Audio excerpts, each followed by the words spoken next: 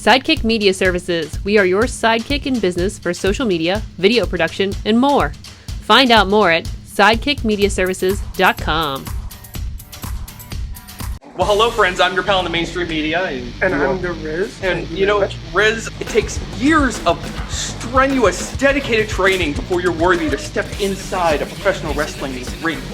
But it takes even more time to develop complex, highly astute opinions about professional wrestling. Am I right? That is correct. And you know where we can combine that? Yes. On the Wrestling Mayhem. That's right.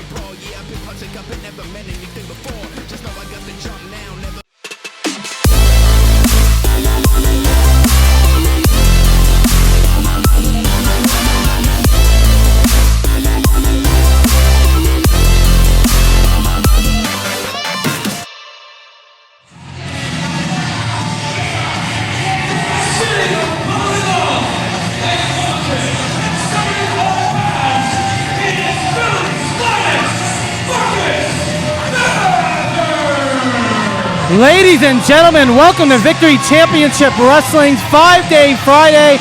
I'm Eamon Payton here alongside Jim LaMotta. And Jim, what an event we have in store for the fans here tonight in McMecken.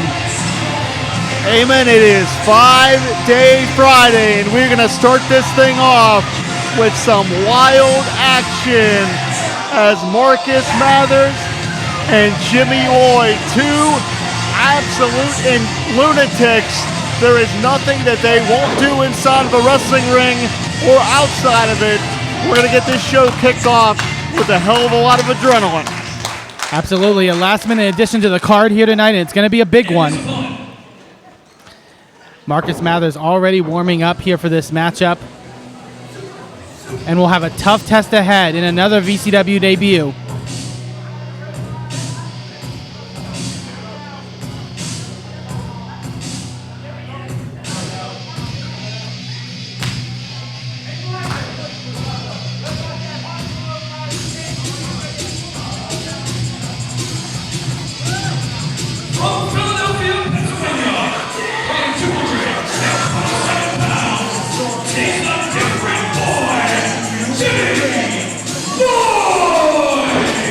Jimmy Lloyd, you see there, Jim, repping the colors of Game Changer Wrestling, one of its top rising stars. Jimmy Lloyd started as a Dream Raymond, but the scars on his body tell a story. Barbed wire, chairs, light tubes, glass. Jimmy Lloyd has weathered the storm, and this is not Broski Jimmy under the tutelage of Matt Cardona that we've seen recently. This is a different boy, Jimmy Lloyd, and he is certainly well-focused here in his VCW debut. This should be quite the interesting encounter, and we have a great card scheduled tonight, including two championship matches. The VCW Heavyweight Championship on the line as Patrick Hayes defends against two men at one time in Andrew Palace and Izzy Lambert, and also the VCW Tag Team titles on the line, where Saturday Night Special finally go head-to-head with the Wayward Sons.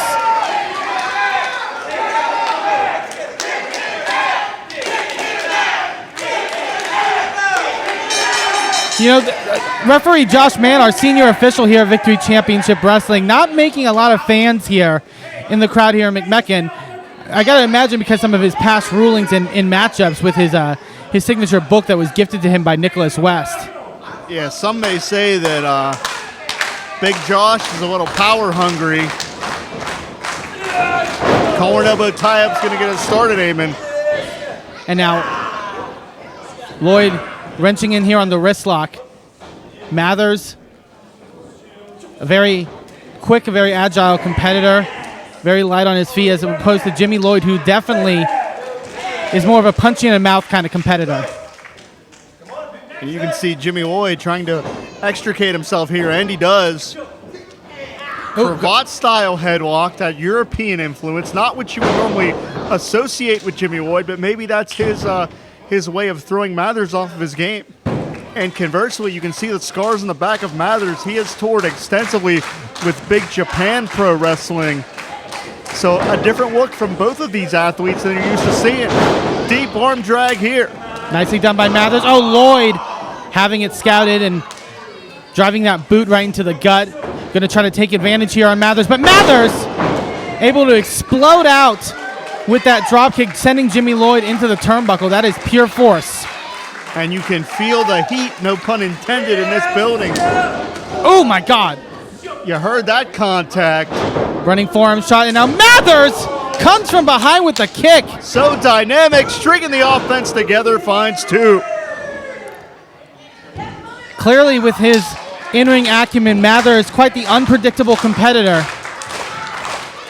And it's so hard to scout, it's so hard to predict what they're going to do in that ring. Mathers going to the air. Rolls through. Oh wait, Lloyd pulling Josh Man into the way. And there's those roughneck tactics that Jimmy Lloyd is known for. We talk about finding an opening when it comes to Mathers' athleticism. Lloyd finding his own kind of opening there, just nailing Mathers right across the jaw. And Mathers now reeling in this matchup. And if this is any indication of this night, Eamon, we're in for a wild evening. And again, we're going to see Jimmy Lloyd try to rough up Mathers here. Oh my God! Throat first against the middle rope. So unorthodox, but so effective as Jimmy Lloyd hooks that leg. Mathers able to get the left shoulder up. Oh, and just driving his forearm right into the back. Yeah, that's a kidney shot. Illegal in boxing, but it's all legal here. And if there's anyone who knows more about the legal and illegal things you could do in a pro wrestling ring, that would be Jimmy Lloyd. Absolutely. Oh, God. Lloyd. Big mid-ring collision. Excuse me, Eamon. No problem. Lateral press. Not enough body-on-body contact that time. Allowed Mathers to escape. And after that collision with his throat on the middle rope and all the, like you said, those shots to the kidneys from Jimmy Lloyd, the energy starting to get zapped out of him. Oh, wait. This cannot be good for Marcus. Oh, big running boot in the corner. There's the broski boot. We were talking about that Cardona influence. Hooks the leg again. And you can see that Mathers is taking longer and longer to kick out, letting you know the effect this punishment is having as this matchup progresses. Lloyd slightly frustrated here. This crowd in McMecken trying to rally behind Marcus Mathers. And when you have a debut in VCW, sometimes it takes a little while for the crowd to get on your side, to get behind you. But very quickly here for Marcus Mathers. Oh, my God. Marcus trying to get some separation here. Gonna take a chance. Top rope. Big crossbody. Beautifully done, but driving all the air out of himself in the process. We're in a virtual stalemate here, Eamon. Mathers not able to capitalize with a cover, but has some breathing room, has an ability to kind of get some energy underneath him once again. As Mathers now making his way up to his feet. Lloyd didn't come charging. Nice shoulder tackle. Man, is Mathers dynamic, creating so much impact in such little distance. Version of the Blue Thunder Bomb. And what is he? I was going to say that looked a little familiar, and Mathers compelled to. Might as well. He's on a roll here. A little five-knuckle shuffle, as they say. I hear that's a euphemism. That may be trademark, Damon. And now Lloyd up onto the shoulders. Plants him right in the center of the ring. This could be it. Back press. No, 2.5. What an evenly matched contest we have to open up 5 Day Friday. Mathers, what can he pull out in his book of tricks? Oh, Lloyd caught. Big Uranage slam. And now, wait. Kinda. I think I just caught it, Jim. Jimmy Lloyd now. Big elbow drop. Going old school in this contest. And again, only 2. Well, they're digging deep in the playbook, to say the least, Damon. Oh, Mathers feeling it. Absorbing that punch. On Memorial Day weekend, Eamon, I believe the power of the real Americans is flowing through Mathers. Jimmy Lloyd caught off guard, and Mathers. You know what they say, Eamon, when it comes crashing down, and it hurts inside. And Jimmy Lloyd's got to be hurting right now. Big leg drop. I don't think so, brother. Kicking out. Multiple times this matchup could have ended just like that, but these two men just putting it all out there. And now Mathers, what do you think of chokeslam here? Jimmy Lloyd, a much larger competitor. Wait, no, Lloyd, stunner! Plant, Marcus Mathers, and again only two. Way. Lloyd, unbelievably frustrated here, and I do not blame him. What is it going to take, Eamon? Lloyd, eyeing up Mathers. Cuts him off! From out of nowhere! Wait, do you hear that, Eamon? There's some sweet music over the crowd here in McMecken, West Virginia! Wait, Lloyd! Hurricane Rana into the ropes! Lucha Lloyd! Catches him! Lucha Lloyd! What's the area code of McMecken, Jim? I've forgotten. I'm from Pittsburgh, brother. Don't ask me. When we talk about every trick being pulled out in a playbook, I mean every trick in this matchup. This is bringing a new definition of that term. I mean, what's left, honestly, in How fairness? about Eric Claw, I think. And is that what Jimmy might be eyeing up here? No, instead by the throat. Thinking choke slam. No, Mathers. Instead, has Lloyd goozled. Plants him right in the center. Oh, but Lloyd back up to his feet. Shot to the gut. Twist of fate. And now Mathers not done here. He wants to finish off Jimmy Lloyd for good. What energy. What athleticism. Look out. Big Swanton bomb. He got it.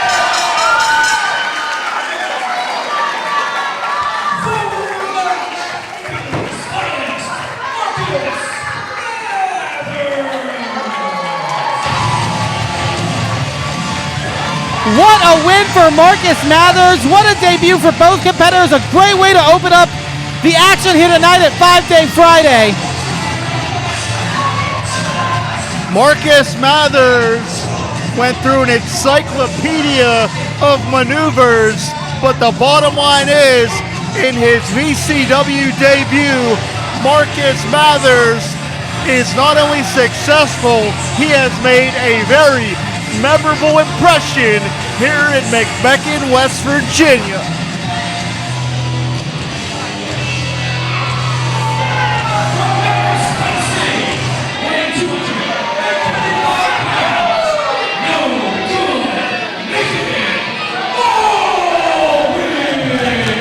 A dark cloud is back over McMecken as Nathan Aulridge, no good Nathan Aulridge, makes his way to the ring for competition.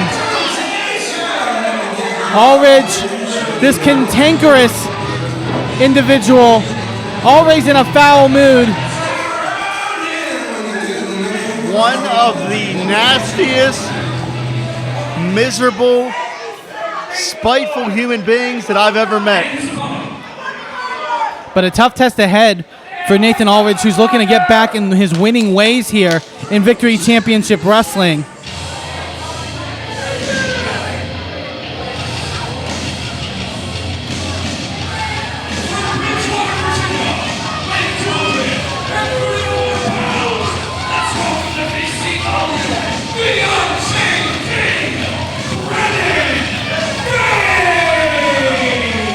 Brandon Day, I know, heavily scouted by Victory Championship Wrestling Management.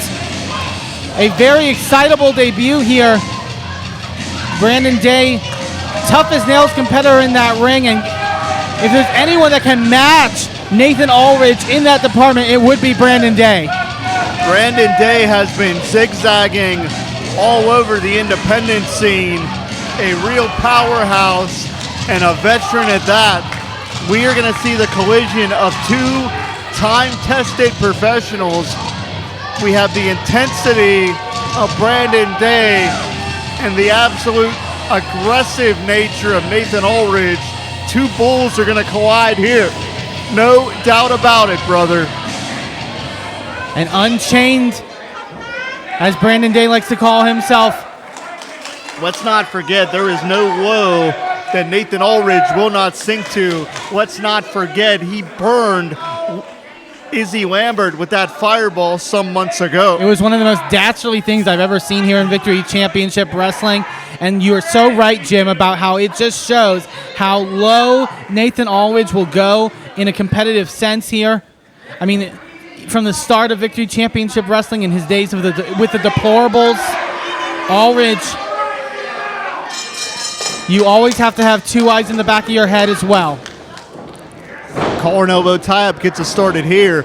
Brandon Day trying to assert his authority right off the bat with that side headlock. Going to try to neutralize the size advantage of Nathan Aulridge. Oh my God!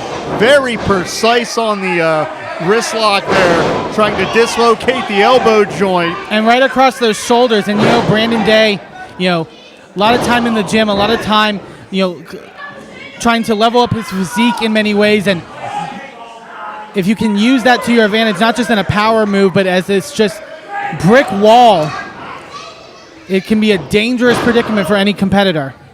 Aulridge now with a side headlock. Just look at the look on the face of Aulridge. Excuse me. Here's the thing with this audience here in McMecken, they can boo Nathan Aulridge all they want. He just feeds off of it. He thrives off of it. It's his life force. And did you notice how Brandon Day is trying to get Aulridge down to the canvas, because that's where you can win the matchup. Aulridge, he just hocked a loogie in the face of Brandon Day. Disgusting. Despicable. Ooh. Maybe a way to get out of a hole, but you're going to piss him off in the process. And there are very few that can rock the jaw of Aulridge like that, but Brandon Day is doing it here. Nice drop kick. Brandon Day is a big athlete to be able to get that elevation. He's got Aulridge quite literally on the ropes. Aulridge able to reverse. Shot to the gut, though. Has Brandon hooked, but Brandon with the power advantage. Getting the better of Aulridge in this moment. Look at the strength. Not being able to lift, but to hold Aulridge and all the blood rushing to that skull. It looks like 6 o'clock, Eamon. Landing Aulridge into the mat cover, lateral press. Only 2 there. Somewhere Anthony Kingdom James is smiling about that one. Wait, Aulridge! Look, oh my God, digging the thumbs deep into the eye sockets. Every appendage, every opportunity, Aulridge using to his advantage, and now with a big neck breaker. How vicious, how disgusting from Aulridge. Trying to gouge out the eyes of Brandon Day. And as you alluded to earlier, Jim, this is not the first time Aulridge has tried to blind a competitor here in Victory Championship Wrestling. It may not just be for an advantage. He might savor putting Brandon Day on the injury list even more than getting a win. And I don't envy George Ross for trying to have to maintain order with Aulridge in their elevation elbow. Nicely done, right into the heart. Cover, hook of the leg. Aulridge, a veteran of this pro wrestling business. And now you can see Aulridge leaning on Brandon Day, trying to sap the energy as he squeezes on that chin lock.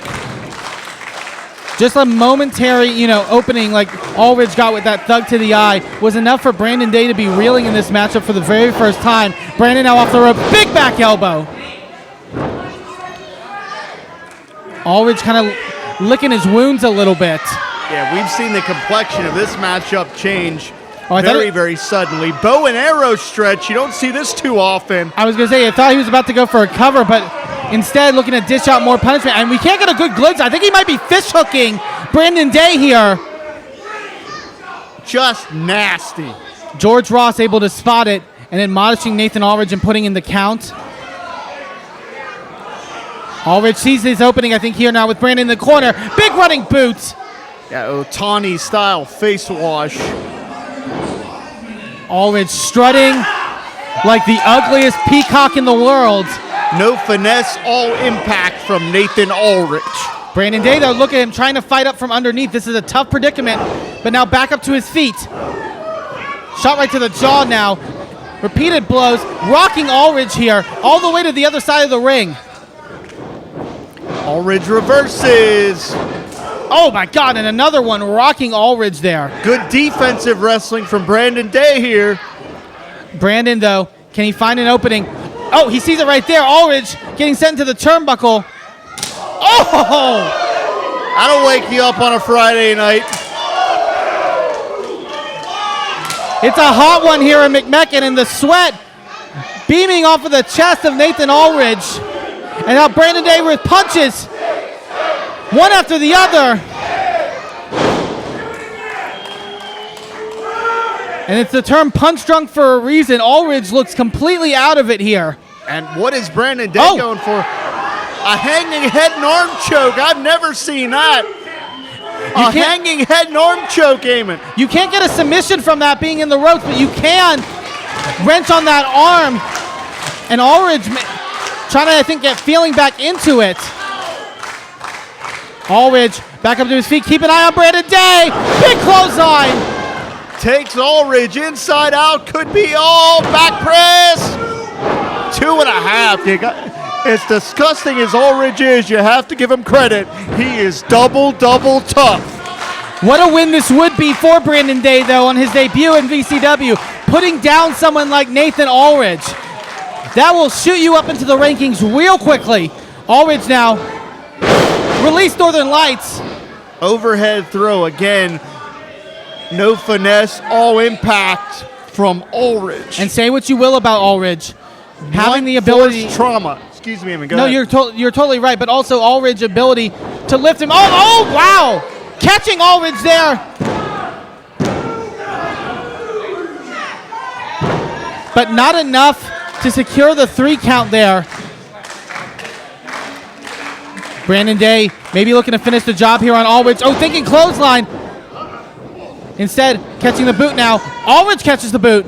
A real human chess match here. Ooh! Both men colliding, I think, head first. Yeah, they may have cracked skulls that time. Brandon Day, we can see his eyes from here. He looks like he's on Dream Street. And I think Aulridge could only support himself thanks to those ropes. Brandon Day now going to come charging. Oh! Catches turnbuckle instead. Schoolboy way. Oh, wait, look at Aulridge! Trunks. He had a handful of the trunks. Come on.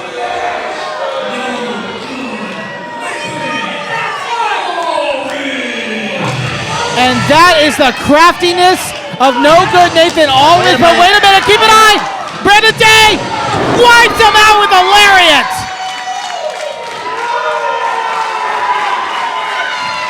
Eamon, I think we could say it just like this. When Nathan Aulridge wakes up, someone can tell him he won the match. But Brandon Day clearly has won the war tonight in McMecken. Brandon Day wiping out Aulridge here. Like you said, Jim, making a statement. And we got more action still to come here tonight on VCW Presents 5 Day Friday. Don't go anywhere.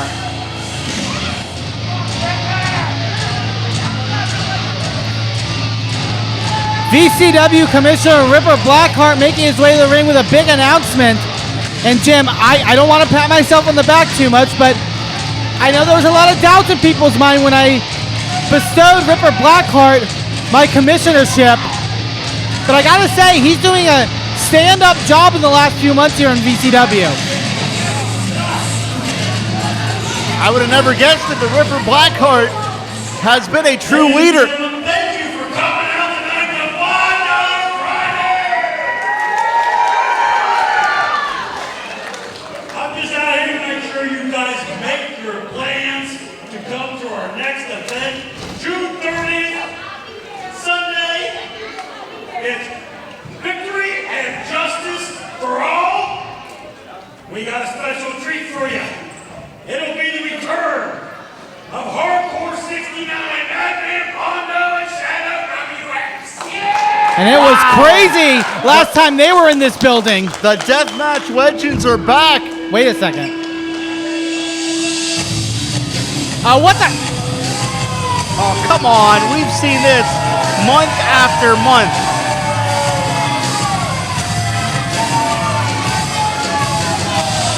Clayton King and JD St. Clair.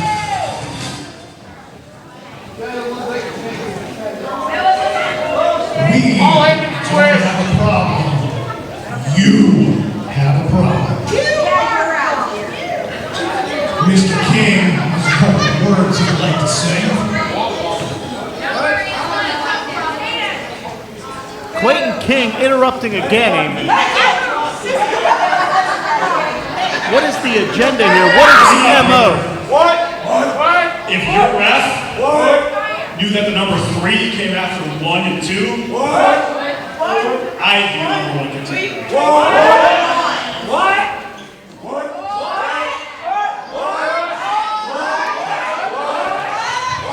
And let's hear him out, because the longer we do this, the longer he's going to be.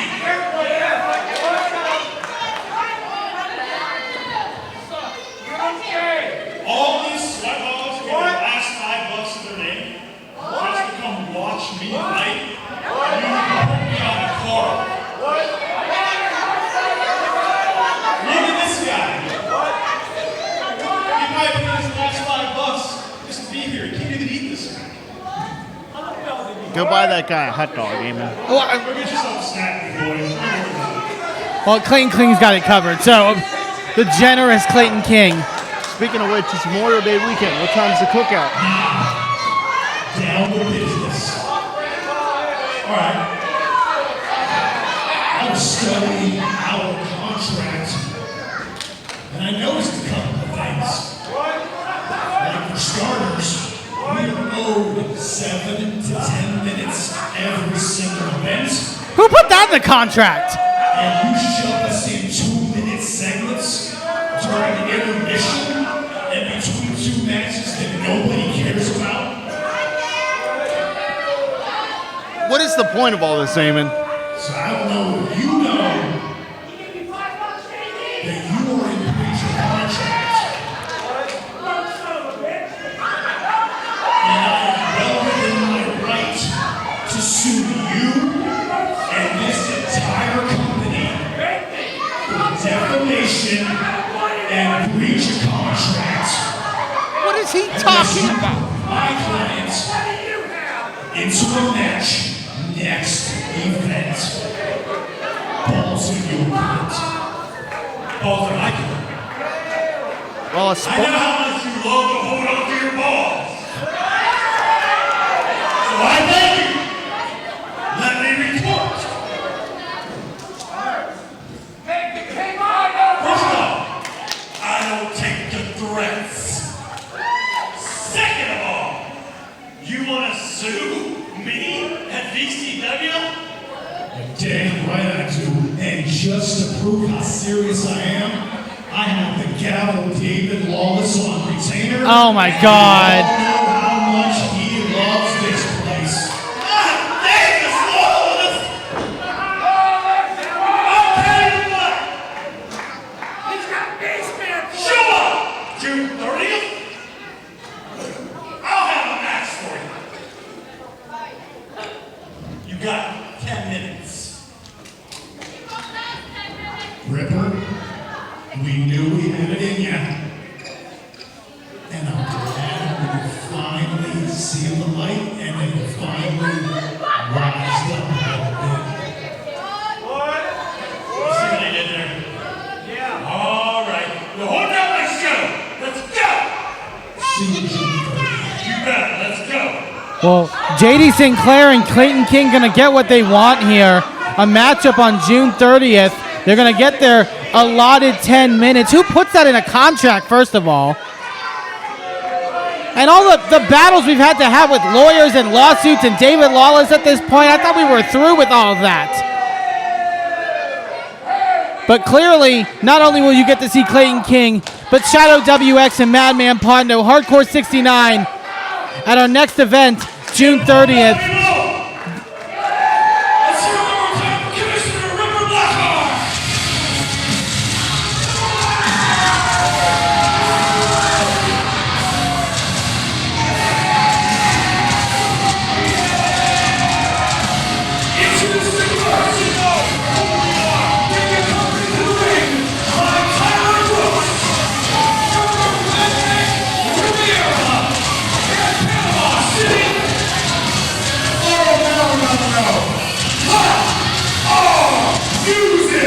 As is tradition, Glenn Spector wanted to do the job himself.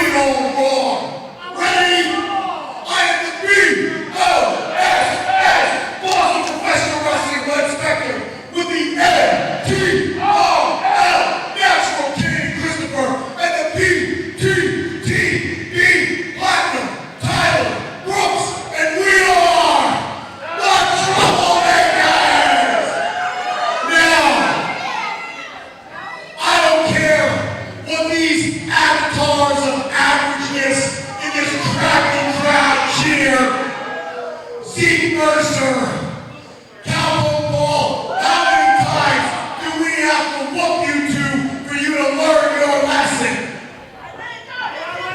We are bigger than you. We are better than you. We're the best tag team around. Some people may call us bullies, but I like to call us winners. And that is F-A-K-T, fact. The Troublemakers already making things known, including their newest addition here in VCW, Tyler Brooks. And if you thought Glenn Spector and Cannon Christopher were tough before, with some added muscle, they might just be unstoppable. Oh, wait a minute! Cowpoke, Paul, and Zeke Mercer not even waiting for the ring introduction. The fight is on. The Troublemakers have caused misery for Zeke and Cowpoke. Oh! And what we see there, Jim, has been a sight that we've seen for the last few months. The Troublemakers standing tall over Zeke and Cowpoke. Paul, they have been a thorn in these two's side.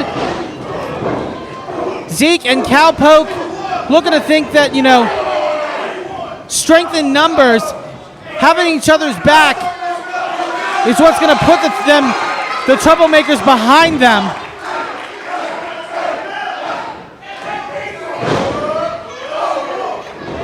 Both men radiating shots on top of one another, of their opponents, I should say, and now going to Irish whip. Oh!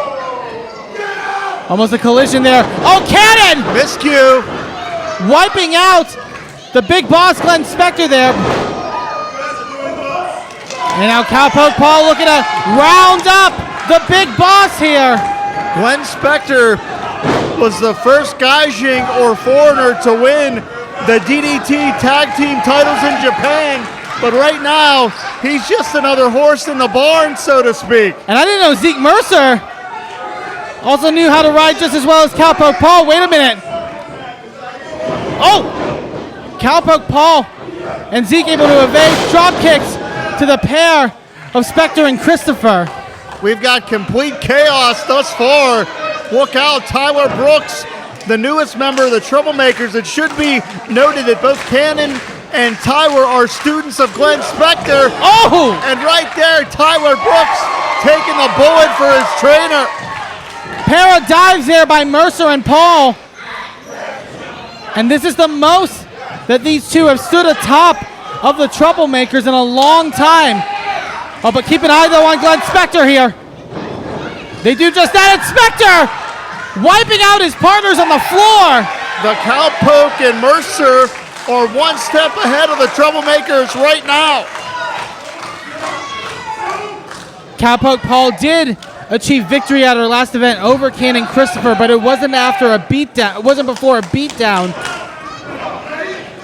It seems win-loss. Hey, a bell. We finally get the action underway here. Winner Officially. tag in to Glenn Spector, I believe behind the back of Mercer. And oh man, lowered the boom. They got smashed that time. Cannon Christopher, Glenn Spector, I would say has been one of the most cohesive units to ever walk through Victory Championship Wrestling. They always know what the other's thinking. Harley Race style headbutt, lateral press finds 2. There's that old school rugged style of the big boss. Absolutely. Mercer was the Troublemakers' first target, so to speak, when they stepped foot in VCW. Spector, as you mentioned, has had a storied professional wrestling career, but when he came to VCW, there was a lot of hype surrounding him, and Spector has made it crystal clear that he is going to live up to that hype in every chance that he can get, no matter who he hurts. Look out. Oh, man! And Cannon Christopher just kicked the face off of Zeke Mercer.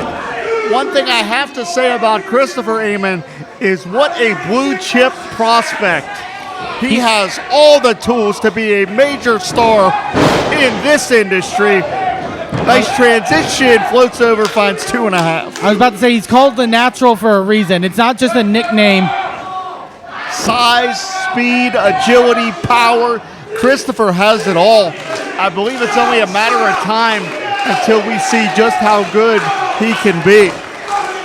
Cannon now wearing down on Zeke Mercer. Zeke fighting from underneath, a position that they are known to thrive in, but instead backing into the Troublemakers' corner. And that is a proverbial no man's land. And this is Tag Team Strategy 101 from the veteran Glenn Spector, cutting the ring in half. Clothesline duck. Spector able to duck under. Oh, big leg lariat. Like that right there. Notice that Spector is putting himself between Mercer and Cowpoke. Zeke Mercer does not have a clear path to make that very needed tag right now. When you control the ring and split the ring in half, that is classic tag team strategy at its best. And Spector, Mercer got dumped to the floor, and Brooks taking the cheap shots. It also helps when you have an added assist. And Brooks taking it to Mercer on the floor, rolling him back into the ring behind the eyes of the official. Yeah, they got mugged right there. Lateral press finds 2.5. And it may be a matter of time because Mercer is just getting smashed with the offense of the Troublemakers. Spector making friends in McMecken. I gotta think there's a lot of frustration on the part of Spector and Christopher because this has been going on for months with Mercer. But here's the thing with Zeke Mercer. They have a never say die attitude. They have been in some precarious situations here in Victory Championship Wrestling, almost career-ending ones, and have always fought back, fought from underneath. Absolutely. Grit, tenacity, and durability have defined the career of Zeke Mercer. Oh, big boot duck there. Mercer able to evade. But again, I think if he was just maybe a little closer into that corner, could have maybe got a quick tag to Cowpoke Paul that he desperately needed. And this is textbook Spector, methodical, dictating the pace of the contest and forcing Mercer to try to fight out. Mercer trying to break free of that grass, is able to. Possible tag here, but Glenn Spector cutting Zeke off at the pass.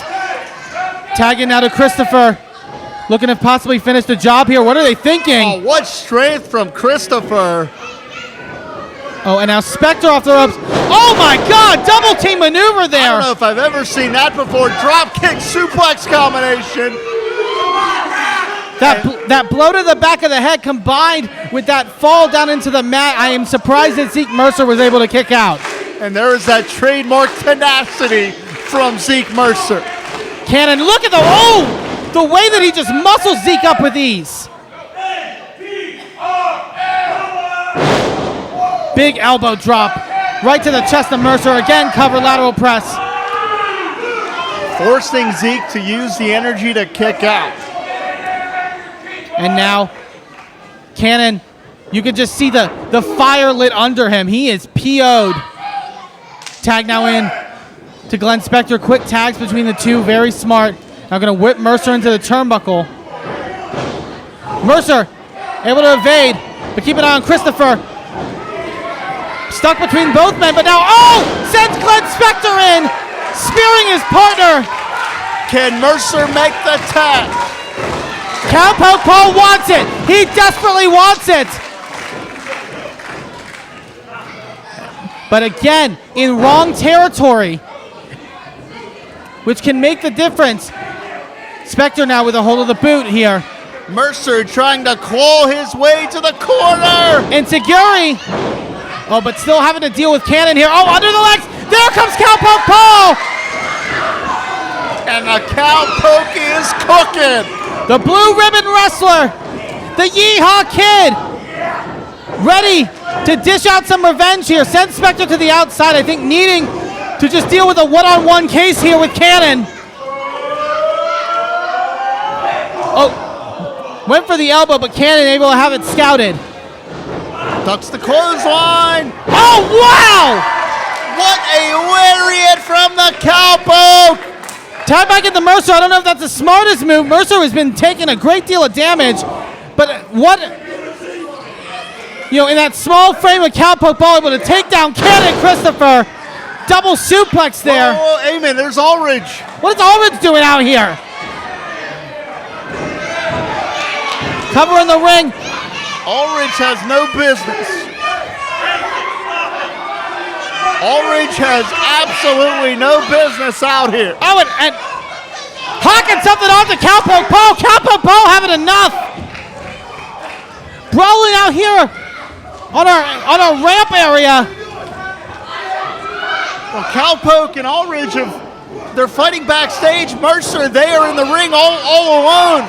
2-on-1. I don't know if anybody can keep up with these odds. And now it's 3-on-1. Get Brooks off the apron. A referee needing to get control here. Big Insecurity.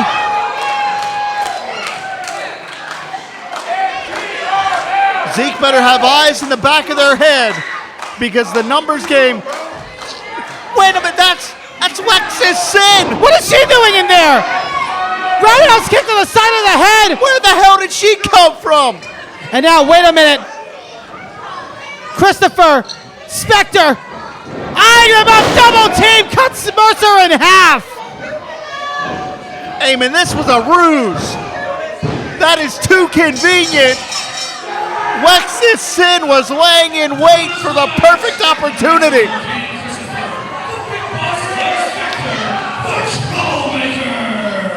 What is Lex's Sin's motivation here? Taking out Zeke Mercer.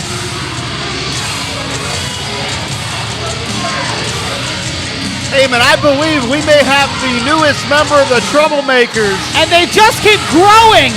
And she is a walking rage. River Blackheart! It's official! The Troublemakers declare war on VCW!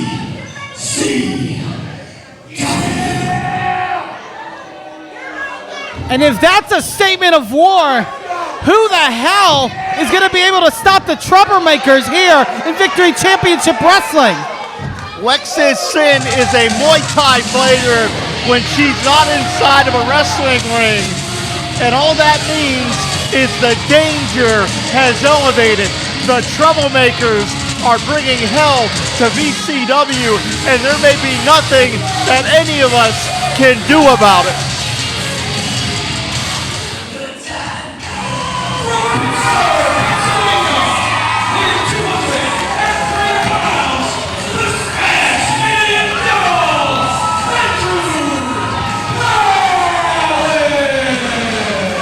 An extra bit of pep in their step for Andrew Palace, the Spasmanian Devil, because he is one pinfall or submission away from achieving his dream of being VCW Heavyweight Champion. This man is the personification of a can of Red Bull, and he may personify the word champion by the time he leaves this building in McMecken. Palace, with his reputation both in and out of Victory Championship Wrestling, is always at the top of anyone's rankings. It's always in the idea of championship contention. but this title match that Palace gets is his first here in Victory Championship Wrestling.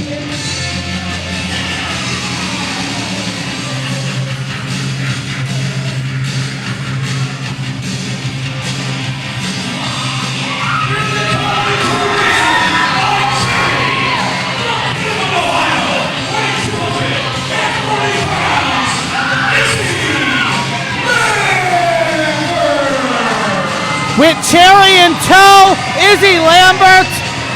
He's been inches, moments, seconds away from becoming VCW Heavyweight Champion, even against Pretty Patrick Hayes.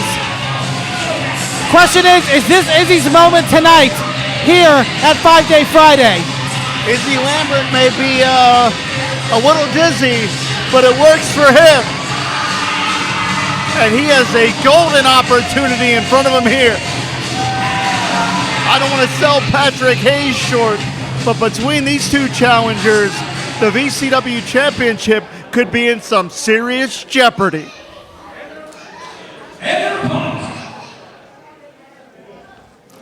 But I gotta say, Jim, never doubt the craftiness, the skill, the tenacity, the will to do anything to win of the VCW Heavyweight Champion, Pretty Patrick Hayes.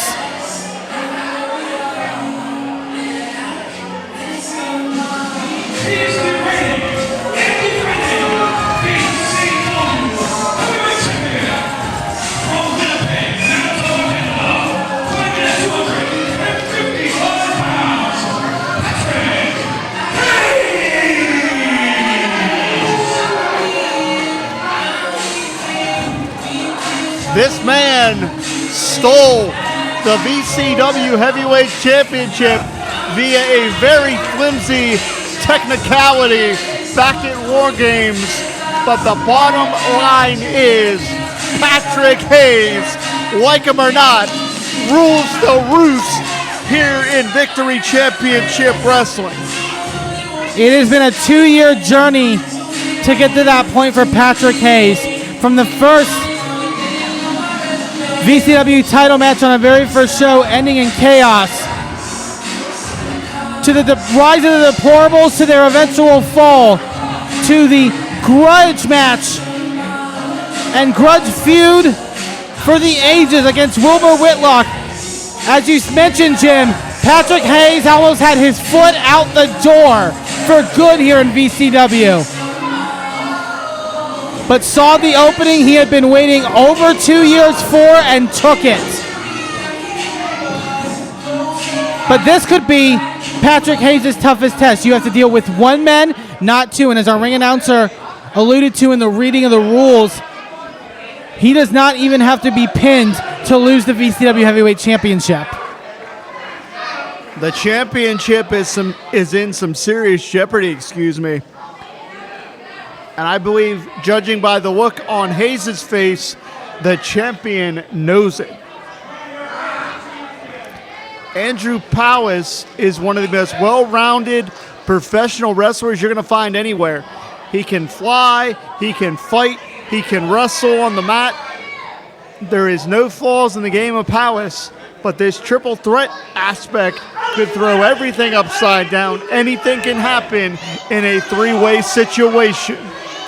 I gotta ask, Jim, so originally, the way this matchup came about, Palace and Izzy Lambert kind of going to a draw in that fatal four-way matchup to determine the #1 contendership. So Ripper Blackheart deciding to give both men this opportunity in the triple threat. If you're Palace or Lambert, is this a preferable situation to you, or are you wishing you would have gotten that one-on-one chance with Hayes? Well, just by the odds, Eamon, one-on-one is the way to go, because in this situation, each competitor has only 33 1/3% chance of winning. Quick schoolboys here. The numbers don't lie, Eamon. Absolutely not. And Hayes looking to steal one. Oh my God! Shot right to the jaw of Lambert. Lambert, as I mentioned before, already has had a one-on-one title matchup against Patrick Hayes, where Patrick Hayes took advantage of the past eye injury that Lambert suffered at the hands of Nathan Aulridge. And here's where we're seeing that three-way dance aspect come into play. Powis ducks the clothesline. Shoulder tackle, not budging Lambert though. Bypasses him again. Tries Hurricane Rana, takes him down. And that's how wild, how dynamic Andrew Powis can be inside the ring ropes. Lambert sends him off. Hip toss into a neck breaker. Lambert. He's picking his spot. Excuse me, I No, apologize. I was just going to say, Lambert almost a runaway train every time he steps into that ring. He, I think, might be the X factor in this matchup. Oh, Lambert and Palace taking Patrick Hayes out onto the floor. And Hayes hit the wooden floor very, very hard. And if Palace can dispose of Lambert here. Quick cover, hook of the leg. Only a 1 count, though. Powis knew exactly what you mentioned, Eamon. The door was open to try to get that pinfall and win the championship. Fast-paced and unpredictable for the VCW Heavyweight Championship. Now, Palace going to whip Lambert off. Oh, Hayes coming in from behind. And instead going to wipe Lambert out into the guardrail. Keep an eye on Palace. Oh, man! Hayes may have knocked Palace out. I was going to say, I think if Palace didn't land the way he did, he would be completely out off of his feet. Flesh on flesh, bone on bone right there.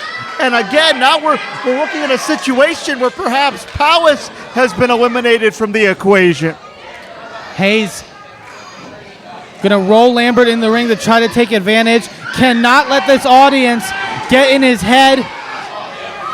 I would say Patrick Hayes, the more and more time he spent here in Victory Championship Wrestling, almost the more paranoid he gets.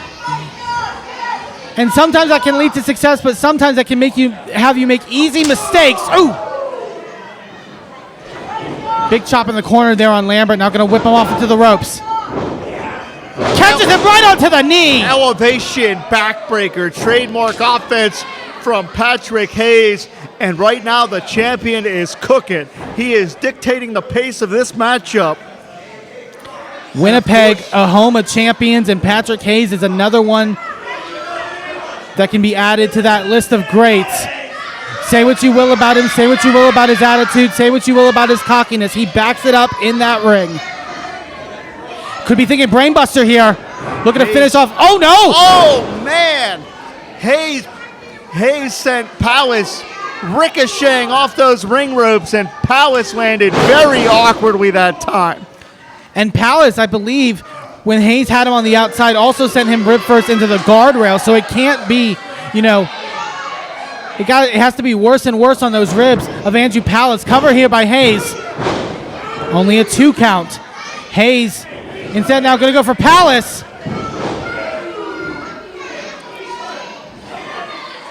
Palace is in a lot of pain. You could just see it across his face. Those ribs could be almost permanently damaged. And what a physical contest we've seen so far. Oh, man! A punch right to the temple. No nonsense, nothing fancy. But Patrick Hayes may be getting a little bit cocky here. Shot to the... Almost sent a tooth flying there on Patrick Hayes. And now Lambert and Palace going to double team here. Possibly if they can dispose of Hayes, this can narrow down to a one-on-one matchup where we can decide a winner between those two. Every man for himself, Eamon. Absolutely. Lambert sends Hayes off in the turnbuckle. Clothesline in the corner. There will be only one winner and one champion by the time we leave this building. Could it be Lambert? Hooks the leg. Only 2. And that was a great opening by Lambert. He not only had Hayes' shoulders to the mat, but he had Palace taken out as well. Man, Lambert could be, look out here. Big running shot in the corner. Palace with a drop kick, and he just sent Hayes flying. DDT! Bottom drops out. Could this be it? Oh, man. Inches away from a new champion right there. And Lambert wasn't even able to power out necessarily from that cover, just enough to get a shoulder up. Palace just not seeing the opening that he allowed for Lambert. but Palace has his eyes set on Pretty Patrick Hayes here. Now, Hayes going for the boot. And also, if Palace can pin Hayes here, there's also a bit of sweetness as well in terms of Palace being also on the forefront of that year-long feud with the Deplorables. Brainbuster! All that may have just gone out the window, though. Cover! Oh, Lambert! Able to break it up. And if this wasn't a three-way matchup, that could have been the end right there. Again, we're seeing an emphasis on how much jeopardy the championship is in right now. Hayes almost reasoning with our official Josh Mann at one point. You almost had Palace dead to rights there. You almost had it done, but you didn't keep an eye on the third man. You didn't keep an eye on Izzy Lambert. Hayes now looking to scale up to the top turnbuckle. What could he be thinking? Lambert cutting him off at the pass. Precarious predicament here for Pretty Patrick Hayes. High-risk situation here.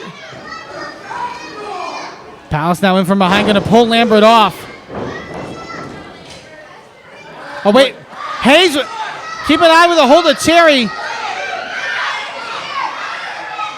You got to keep in mind the nature of these matchups. No disqualification. This is getting very dangerous, Wait, Eamon. Lambert with Palace on his shoulders.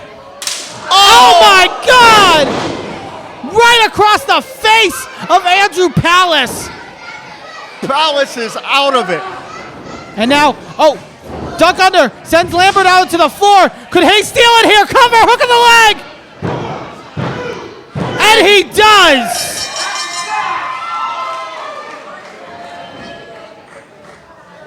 Palace got match, and still VCW Heavyweight Champion Patrick Hayes. Palace got whacked right between the eyes with that kendo stick, allowing Patrick Hayes to continue his reign of terror here in VCW. It's like I said in the offset, by hook or by crook, in any way that he can. That is Patrick Hayes' motto. That is what his reign as VCW Heavyweight Champion is all about. And Hayes still atop the mountain.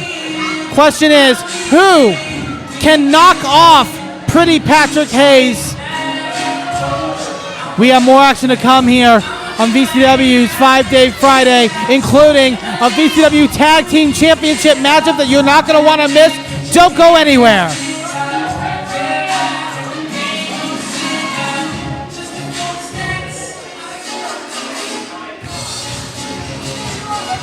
From the Sand City of Cleveland, Ohio, 185 pounds, he is the Sandman,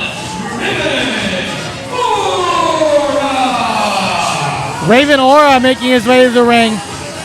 There's a triple threat matchup with some of the young up-and-coming talents across this area looking to make a name for themselves here in Victory Championship Wrestling.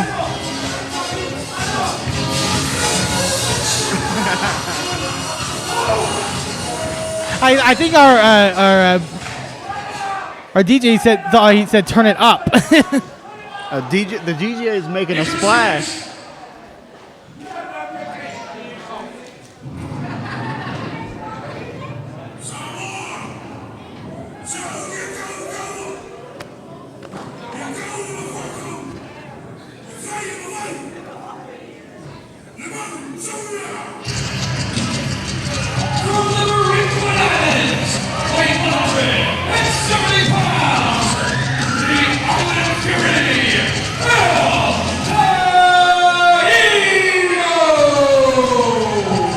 El Caillo making their debut here in Victory Championship Wrestling. And we've always seen it across the board, Jim, at all of our Victory Championship Wrestling events. If you are a young up-and-coming talent, if you want your name to be known by as many people as possible, this is a great place to start. Commissioner Ripper Blackheart's definitely going to be looking closely at this one when it comes to future bookings.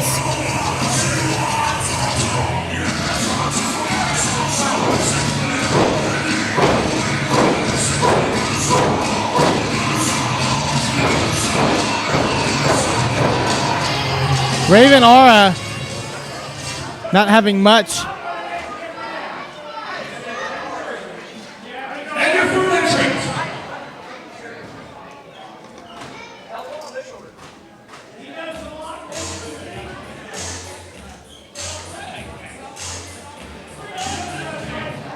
From France, weighing 401 badass, the mastermind, John Paul Miserablel. And what a competitor. One of the most uniquest in all of Victory Championship Wrestling, Jean-Paul Le Miserable, the maniacal mime himself, has so many tools in their invisible playbook. So I got to think that in the matchup like this, he has to be the favorite because he is so unpredictable. Eamon, this may be the most diverse matchup in VCW history. I mean, we got mime representation. We've got a little Samoan representation as well. Raven Aura throwing a bit of a fit here.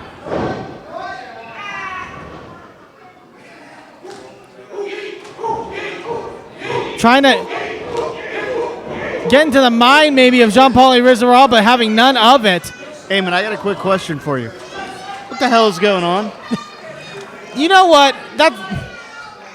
I should be prepared more in terms of this, but typically anytime Jean-Paul's in the ring, it just kind of throws everything out the window, I gotta say. Little wax on, wax off, so to speak. What did you say? You know what I said. You know what I... And Raven Aura is being taken aback. You know, is Jean-Paul also part of that long Samoan lineage? Is he in that family tree somewhere? I can't... It's a 50-50 shot. Maybe some Ancestry.com can help us figure that out. But Raven Aura, ooh, getting cut off there. Could you imagine Jean-Paul Le Miserable and Haku at the family reunion? Oh, Jesus. Raven Aura getting cut off there. Oh, thug to the eye there by Jean-Paul. Now we've got family matters breaking out here. Big family dispute. Aura coming in to break it up. Raven Aura was unsuccessful last time here in Victory Championship Wrestling as a last-minute tag team partner for Remy LeVay. Looking to rebound and get some more momentum under their belt. Aura definitely feeling themselves. Nice drop kick takes Jean-Paul up of his feet.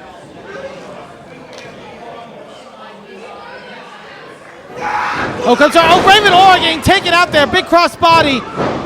But like much what we had in that heavyweight championship triple threat, always having to have eyes in the back of your head. You know, Eamon, these two could be cousins.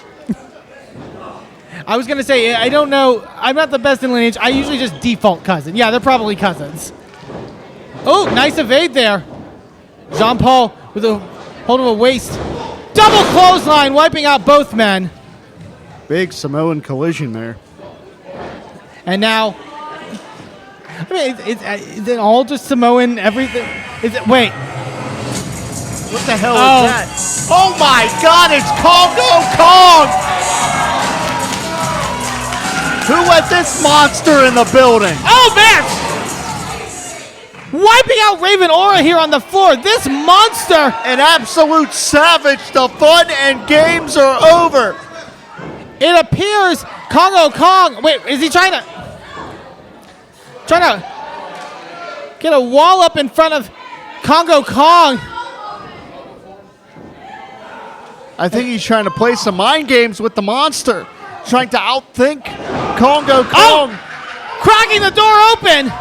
And Jean-Paul Miserablel goes running, and that might be the smartest thing he's done. Oh no, Kongo Kong, hold of the throat. my God, right onto the knee. And this monster has absolutely flattened everyone. And you want to talk about flattened, I think it's about to get worse. Oh, no.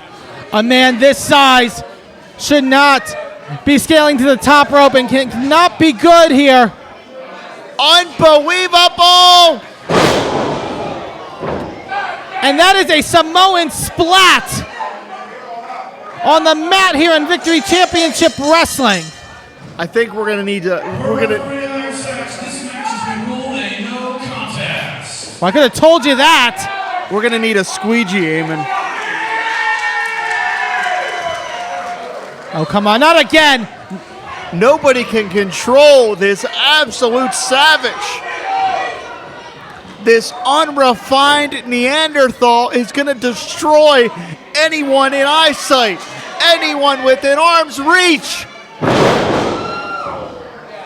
The man is already dead, but Kongo Kong putting the last touches on it. Oh, wait a second. Lowrider. Looking to maybe come to the save, but this is still a tough test for Lowrider. Standing toe-to-toe here with Kongo Kong. A man who has been a Lone Star State standout for several years.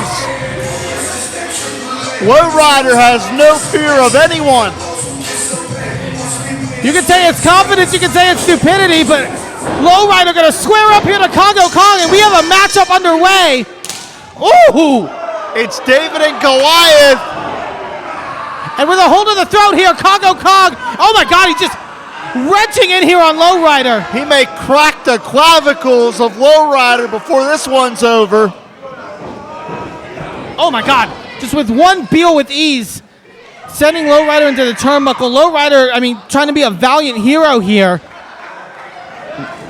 The Lone Star State standout may not make it home, Eamon. I mean, and it's a long flight, but it's even worse than a box. Kongo Kong. He is a walking wrecking machine, is Kongo Kong. This is a monster that's even taken down the likes of the Beastman, which is no easy task. Kong is one of the fiercest, ferocious, animalistic competitors in all of VCW. Lowrider trying to fight free here. Lowrider could be fighting for his life, and you heard the contact that time. One shot from that man changes the complexion of everything. Kongo Kong gonna again whip Lowrider hard into the buckle. Oh! That was like a frying pan, but Lowrider almost egging him on. Lowrider's got that Latino passion, that Hispanic pride, but pride comes before the fall, and the fall may be the body of Lowrider. Trying to take down Kongo Kong to the best of his ability. Splash in the corner, Kongo just shoving him off. Oh. Lowrider has been such an aerial artist for so long, but he could just be physically overmatched here. One on the turnbuckle, might not be the best place to put him, and that drop kick staggers Kongo Kong, but does not put him down. I will note that Lowrider earlier tonight wanted me to make sure to give a special shout out to a Drago1787, who's been a big supporter of him here in Victory Championship Wrestling. Hopefully his support can root him on against this insurmountable situation. Kongo Kong. You cannot overpower this man. And this mammoth is just physically overwhelming. As I said, Eamon, and you were originally based in Texas. You know the accomplishments of Lowrider in the Lone Star State, but he is just physically overmatched at this point. I think the competitors that Lowrider has faced throughout his storied career have been in many ways similar because of the style, because of the environment. I don't think he's ever faced someone like Kongo Kong. But now look at, no way. Trying to get him up onto his shoulders. And Kongo Kong with repeated elbows and a clubbering blow to the back. Absolute destruction. Destruction is the only word that can describe the look in the eyes of that monster. Lowrider trying to feed off the energy of this crowd in McMecken, but I don't know if that's going to be enough. Headbutt. What violent impact that time. That solid, boulder-like head of Kongo Kong. That's concussion city for any competitor. Stepping over Lowrider, all that weight on the sternum.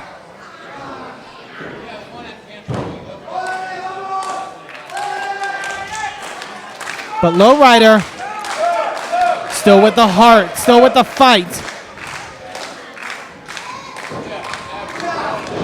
Kongo Kong looking at Irish with a sunset flip over. Oh my God, right again onto that sternum. Absolutely brutal. And Eamon, I'm not trying to sell Lowrider short. I've seen the fight and determination this guy has for several years, but he may be better served to just let this one come to a conclusion, because Kongo Kong could shorten his career as he's stepping on the temple. If I'm our official, I'm thinking of stopping this. I'm thinking of stepping in at this point. Lowrider heading out onto the floor to get a little bit of a breather to maybe recollect himself, but I don't know how much he's going to get when Kongo Kong has his eyes set on him. Eamon, if they come over here, I'm running. Absolutely not. Kong. Oh my God, he just headbutted the hand of Lowrider. And sent him head over heels. You could dislocate his wrist that could... Oh, Lowrider. Getting set over our guardrail. Do you think a guardrail is going to contain Kongo Kong? Not a ring, not a guardrail, not a building. We're going to need the National Guard in here to take care of Kongo Kong. Oh my God. Feels them on that hardwood floor here at Bishop Donahue High School.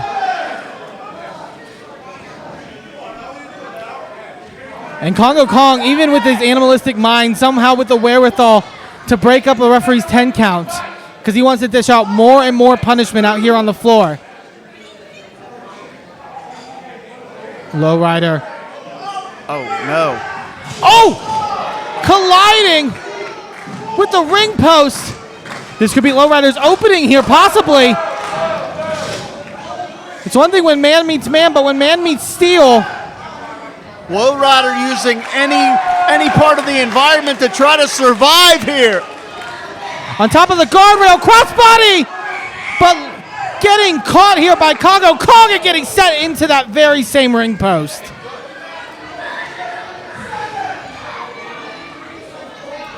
That was in many ways Lowrider's only chance, and it just got snuffed out there by Kongo Kong.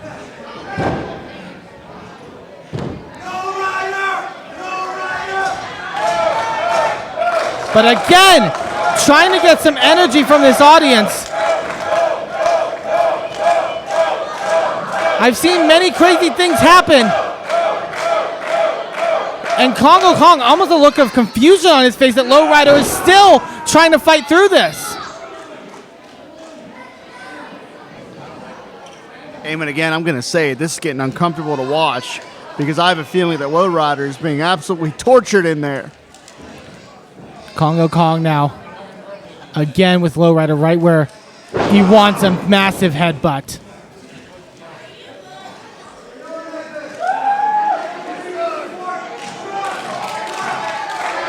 Again, Lowrider trying to get some form of energy, trying to put the pain in the back of his mind.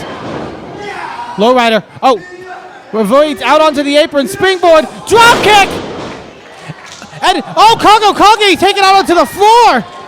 Lowrider's looking to fly. Big time to the floor, wiping out Kongo Kong. But not enough. Kongo Kong still standing. Lowrider going to try it again. Sends him again into the guardrail.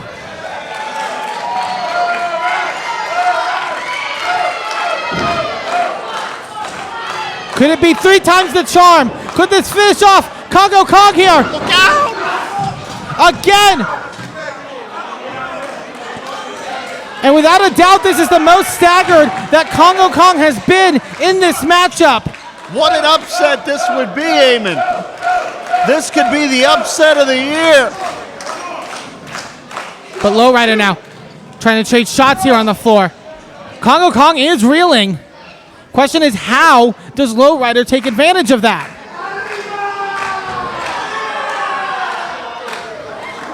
Nice springboard senton into the ring. Cover, lateral press. But you need more than just a lateral press to get those shoulders down to Kongo Kong. The way he muscled out with ease. Lowrider, oh my God. And this may be the way to do it, to put the giant to sleep. It could be the only way. If you cut off the blood supply to the brain, I don't care who you are.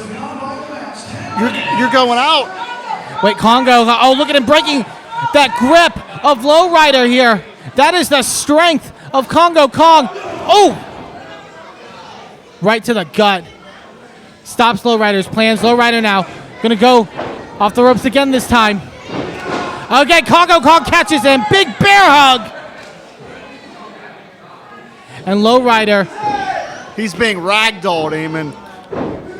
Oh, man! Absolutely ragdolled. What impact. And no! The heart of Lowrider is not going to allow him to give up.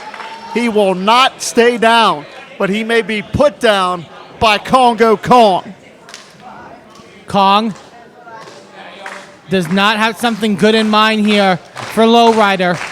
And I don't even know Lowrider knows what's coming. Staggering up to his feet, Kongo Kong just waiting, eyeing him up. Oh, wow! Lowrider! Able to use momentum to his advantage, cover! And again, Kongo Kong shoving him off. But sometimes leverage, sometimes momentum can do a weight disadvantage justice. Oh, God. Man, blunt force trauma. Oh, and now with a hole in Lowrider, this could be it. Head first into the match. Island driver, he got spiked. Forget about it.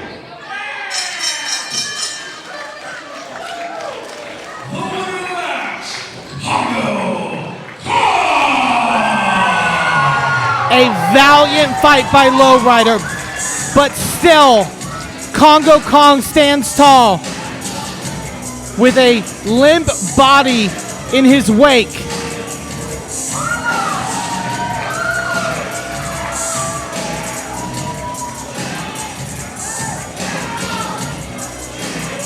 Dare to step to Kongo Kong, and you might end up the same as Lowrider.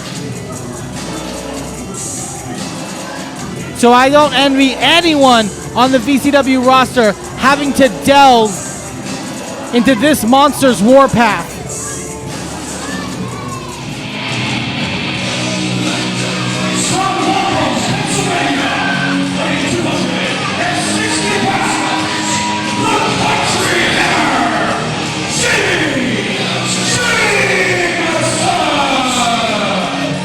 Singles action with one half of the Highway Outlaws, one of the most fearsome tag teams in Victory Championship Wrestling. The Country Hammer, Jameson. And he has lived up to that name time in and time out here in VCW. Our fans of the Indie Wrestling Network and IndyWrestling.us will be able to tell you that Jameson is a championship caliber competitor. He was just recently the 2PW, that's Prospect Pro Wrestling Heavyweight Champion. So he is a perennial contender for any championship anywhere. He is that powerful and that talented.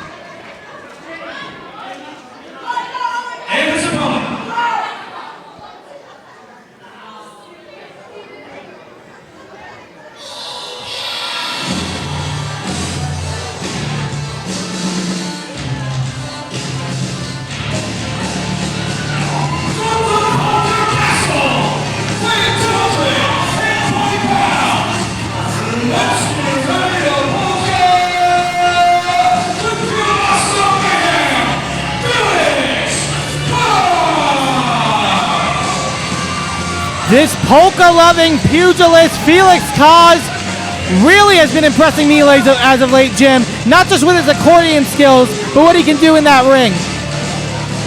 How many kibasis do you think that Felix Kaz is going to have on the grill for Memorial Day, Eamon? Quite a few. There's a lot of that probably already coursing through his bloodstream right now, and he's going to need all that energy to deal with someone like Jameson. Felix Kaz is a little eccentric, to say the least. So that's a nice way to say he has a little bit of a screw loose. It's kind of how more I like to put it. But sometimes, controlled chaos can be incredibly successful for a professional wrestler.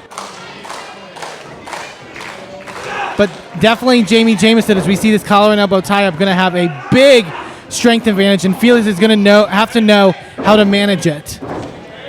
And some people may not know, Eamon, when he was very young, just about 18 or 19 years old, Jameson actually originally trained in Ohio Valley Wrestling with the late great, Matt Capitelli, before relocating back to Pittsburgh and finishing up his training there. So the 9-year pro has a very extensive pedigree, and I believe it's only a matter of time before he makes a huge impact here in VCW. You mentioned before, Jim, he could be in any time in title contention for any championship in VCW. He has had a taste of that. He did have a championship opportunity at one time when the champion was at that point Remy LeVay. Has to think that a win here could help him get to a point where Pretty Patrick Hayes might be having a deal with a country hammer down the line. Felix Kaz with a leapfrog, trying for a hip attack, a hip toss, but Jameson just too powerful. Yeah, Jameson really putting that power advantage on display here. Oh wait, Kaz trying maybe backslide here. But one thing we know about Felix Kaz, along with that eccentric nature, is very savvy inside the ring ropes. Like that right there. Able to keep the big man off balance. Drop kick, stunning Jameson into the turnbuckle. Felix, if he can string together offense, if he can mount a good series of attacks here on Jameson, this could level the playing field. Kaz going off, big crossbody, takes down the big man, cover. And only a 1 count there.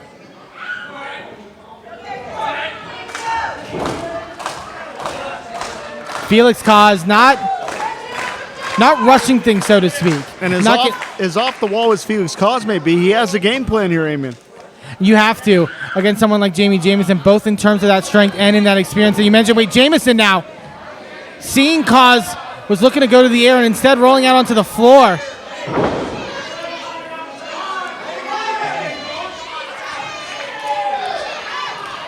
Felix now.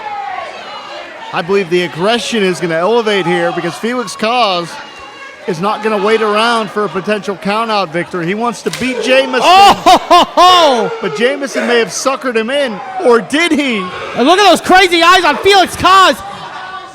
Polish power, brother. He just sucked in all the pain from that chop and is now just continuing the assault on Jami on the floor. I don't think Jami, as much as he may scout his opponents, anticipated this out of Felix Kaz. Again, shot to the gut here on the floor, and Kaz controlling things here on the outside. I don't think this is the time to polka, Eamon. Get the win, and then you can be dancing the night away all you want. Oh, Jameson seeing his opening. Oh, sidestepping Jameson head first into our ring post. And this is that eccentric nature. It has the big man off his game. I was going to say off his feet, but he's got some dancing feet on right now. A little assist there by Felix Kaz. Jameson really in worse for wear here. We just saw the polka being used as an offensive move, Eamon. Who would have ever thought in a pro wrestling capacity? Oh, but Felix taking a little too long to get into the ring and behind the back of our official George Ross. Oh, wow. The power of Jameson. Cover, lateral press.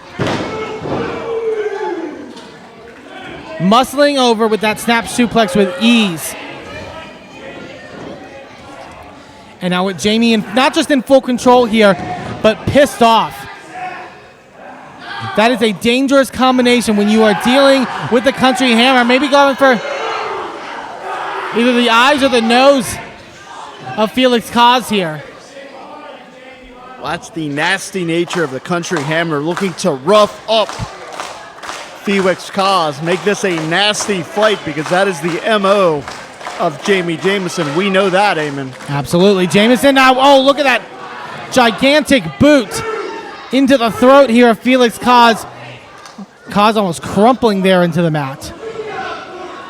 Now he's trying to intimidate George Ross, who is just doing his job as the official assigned to this contest. Oh my God! If you need a pair of Jameson's fingerprints, it's on the torso of Felix Kaz. Release German suplex. He got dropped right on the back of his neck. You look at the look in the eyes of Jameson. Look at the threat. He said VCW is mine. And he is looking to deliver on that Kaz. Trying to fight up Death Valley Driver. Duck arm shot by Jameson. Jameson catches him. Oh my God! Drives him into the mat. Cover. That has to be all. No! Felix Kaz. Got to give it to the toughness for Kaz. He could have stayed down. A lot of other competitors would have stayed down, but he wants a career-defining victory in this matchup here on 5 Day Friday. Jami can't get in the head of our official. He can't get in the face of them. He has to focus on Felix Kaz. And now up onto the shoulder. Oh, Kaz able to fight free. Oh my God! Oh, knee man. right to the... Maybe caught him right in the nose there. Jami better be checking his teeth. Irish whip, reversal. Felix Kaz now trying for that Samoan drop. And it's able to hit it. But still too much taken out of Felix Kaz to get a cover here.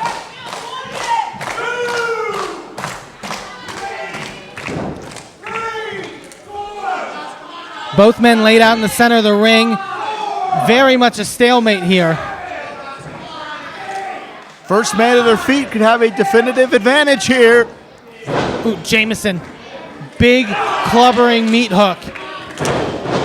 Again, another one rocking Kaz, but Kaz still trying to fight back. It's gut check time, Eamon. And who wants it more? They're laying it all out there. Irish whip. Kaz able to reverse.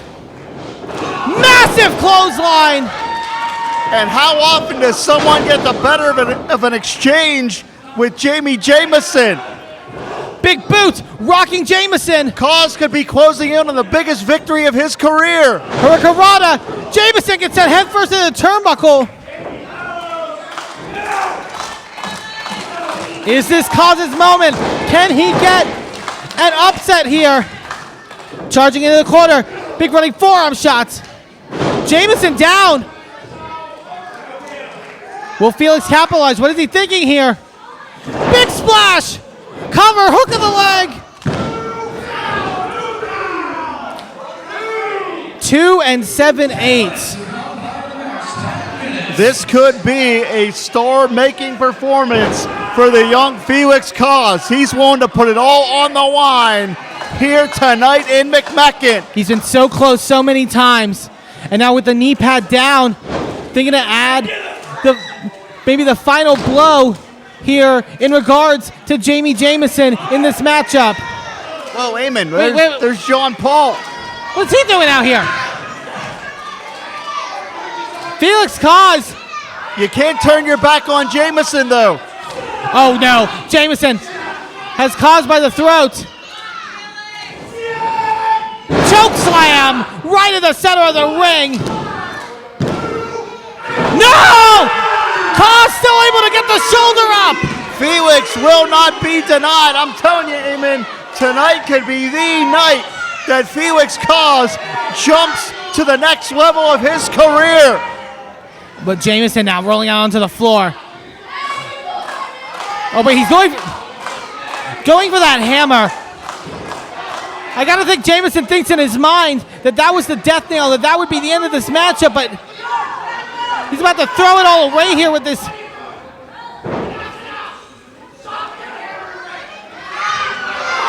Wait a minute, John Paul in with his own hammer, right across the head of Felix Kaz.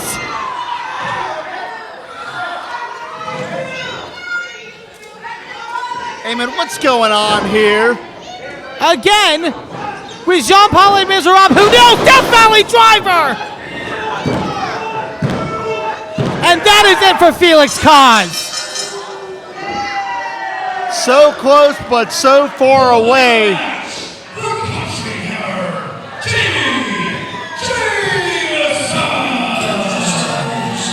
Thanks to John Paul of Miserablel. More than the country hammer, it was that invisible hammer that sealed the deal for Jameson, and Jean-Paul Miserablel so happy with his work. When Felix Kaz gets his bearings, he is going to be infuriated with how close he was to defeating Jameson in this matchup.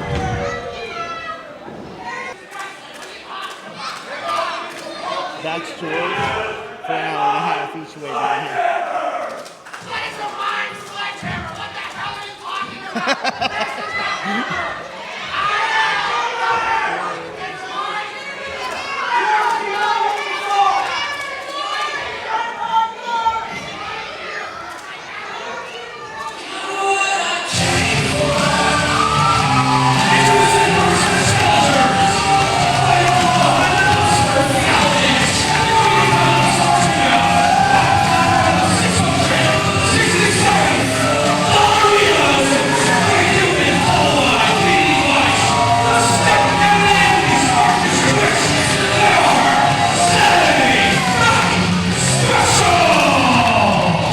Jim, our second of two championship matchups this evening, and this one has some high stakes, some major build-up, and a collision that we've been waiting a long time for here in VCW. Two of the sleaziest, most no-good, down and dirty individuals you're gonna find, but they could very well walk out of here as champions.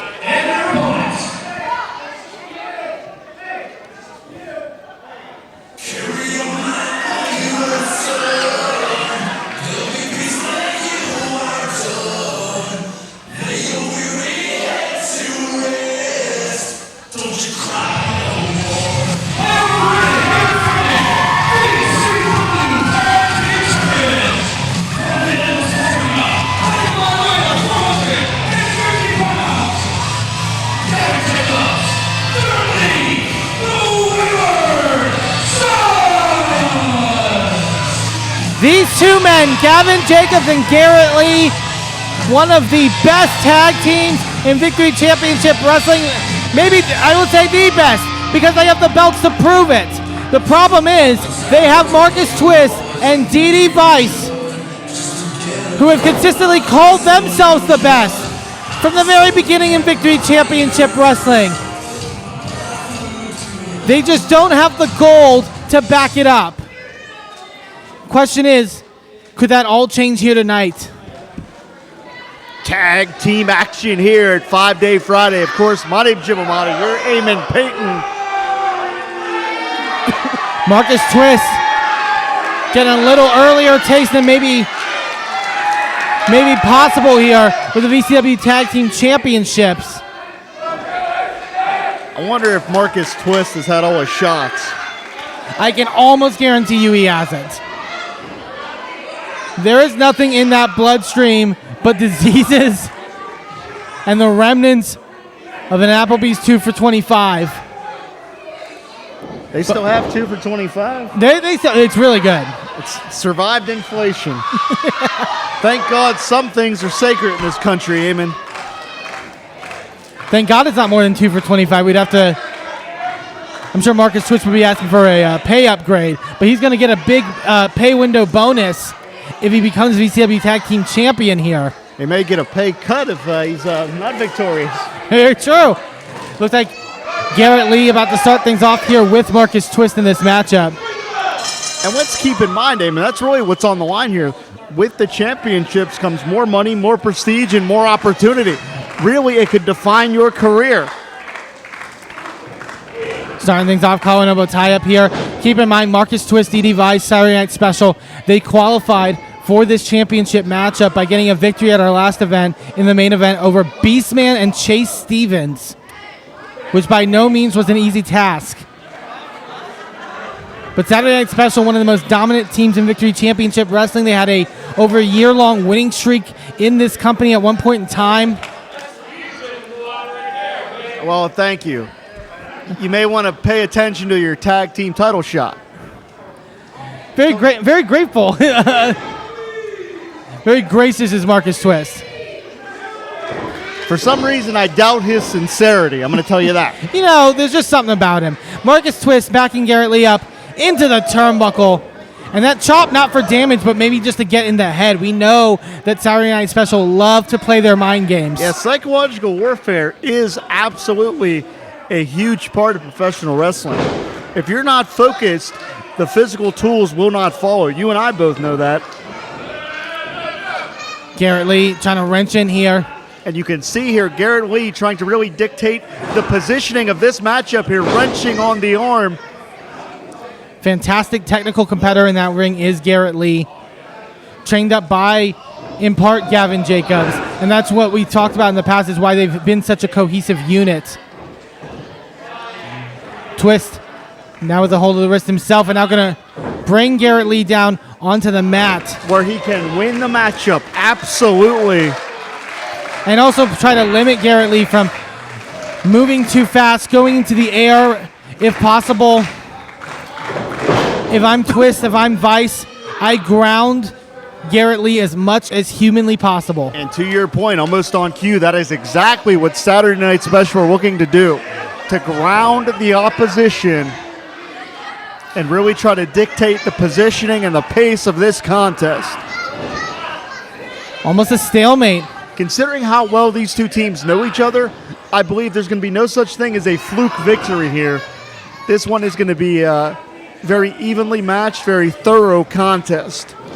Garrett trying to find a bit of an opening here. Oh, it sent Marcus Twist out onto the floor through his own momentum. Marcus Twist very proud of himself landing on his feet, but he has to be in the ring to win the championships. Twist going to come charging on Garrett Lee, tripping Marcus Twist out onto the floor, and that's going to be a little bit more embarrassing. The pride getting bruised a little bit here by Marcus Twist. Yeah, Twist cannot allow himself to be frustrated because the caliber of the tag team champions, you have to be on top of your game if you're going to compete for those tag team championships. But the big man, DD Vice, adds a whole new layer to this matchup. A Mack truck of a competitor. And now looking to bring the bigger competitor, the Wayward Sons, in as the tag is made to Gavin Jacobs. Gavin going right in, not wasting any time with DD Vice. Yeah, immediately Gavin Jacobs going to try to take control of the big man here, gets shot off the ropes, run into the brick wall, and there you're seeing DD Vice's size come into play here. Both men immovable here. Oh, that's fighting words there by Gavin Jacobs. Big drop kick takes down DD Vice. And tag now in. Gavin Jacobs, such a time-tested pro, has won championships in both the singles and tag division throughout his career in multiple organizations. Oh, nicely done there by Garrett Lee, able to power over DD Vice. Oh, and the running knee by Jacobs. Right to the base of the neck. He may have knocked Vice out.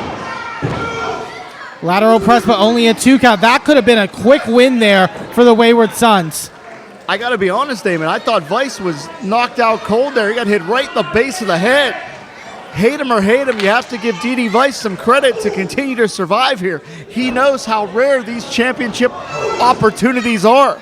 Absolutely. DD Vice in wrong territory here in the corner of the Wayward Sons. Look at Gavin trying to muscle DD over. DD trying to block with the ropes. DD is a scratcher. He's a clawer. He's going to fight with every tooth and nail. I really believe that DD Vice knows how to use his weight and his size as effective as anybody on the VCW roster. Oh! Big clothesline there by Jacobs. Tag in to Garrett Lee, getting quick tags in, getting the fresher man in. Very smart move by the Wayward Sons. Oh, DD Vice able to sidestep Garrett Lee, send him face first into the turnbuckle.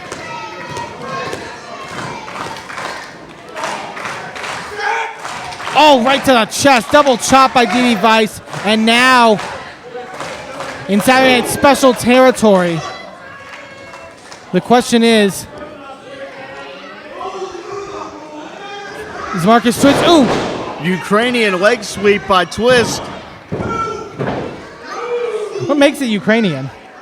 Because I refuse to acknowledge the Russians. There we go. Based on the international conflicts going on. Good move. We're all in fairness here.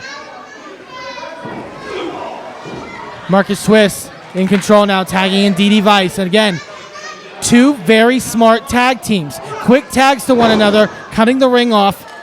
Classic tag team strategizing. Oh, wow, DD Vice. There's that. So agile for a big man. Absolutely. And now with Garrett Lee reeling. Just stomping on the clavicle. That is nasty. No quick covers, no sort of flash maneuvers here by DD Vice, but just dishing out punishment. They're in this for the long haul, so to speak. Is Saturday Night Special. Oh, big senton! All the way to DD Vice onto the chest of Garrett Lee. That's like an anvil falling on your chest, pal. Absolutely no fun. Tag in now. Marcus Twist. Ooh, right to the kidneys there. Garrett Lee has had to fight up a lot of times in tag team action, though. Well, he is in the absolute wrong part of town right here. The challengers are in firm control here. Double team maneuver sends Garrett over. Man, into the lights. The higher that Garrett Lee got, the more it hurts when he comes crashing down into that mat. Garrett Lee might be worse for wear here, and if he doesn't find his opening, this could be a lock for Saturday Night Special. Tag now in back to Marcus Twist. Oh, God, just right to the base of the neck. Brutality, rugged brutality. Pinpoint precision. Now we're seeing DD Vice get his shots in. That's no surprise. Phantom audio tag. Blind tag. Jeff Gorman would have been proud of that one. And behind the back of Josh Mann, but he did hear a tag, so he's going to count it. And now trying to stop Gavin Jacobs. I'm telling you, there's DD Vice moving that mass around. Again, utmost effectiveness, causing the most damage with everything he does. Garrett Lee is hurting. Snapmare takedown here on the DD Vice. Again onto those ribs of Garrett Lee.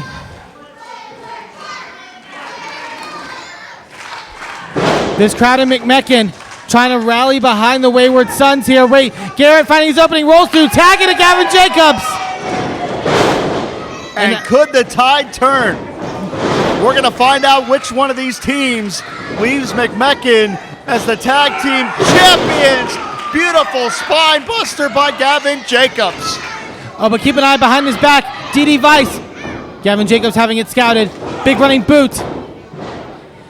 And having a deal 2-on-1 here with Saturday Night Special, but more than willing to dish out punishment. More than capable. Oh my God, cuts him right in half. And Gavin Jacobs is rolling right now. Question is, who does he take advantage of? I believe DD Vice is the legal man in this matchup. Up on the shoulder. Oh my God! Wait a minute. Big Josh just got smashed. Marcus Twist head colliding with Josh Mann. You can hear that thud. We need a referee. DD Vice looking to take advantage. Gavin Jacobs, cutter! Eamon, we need another. We got the tag titles on the line. We need another official out here. The signature of Gavin Jacobs, but not able to take advantage. And could Garrett Lee be thinking that senton?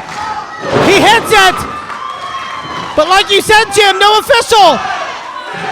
Now, for all intents and purposes, the Wayward Sons have this one won. Here comes George Ross! George in for the count! Wait a second! What the hell is going on? Josh pulls George out!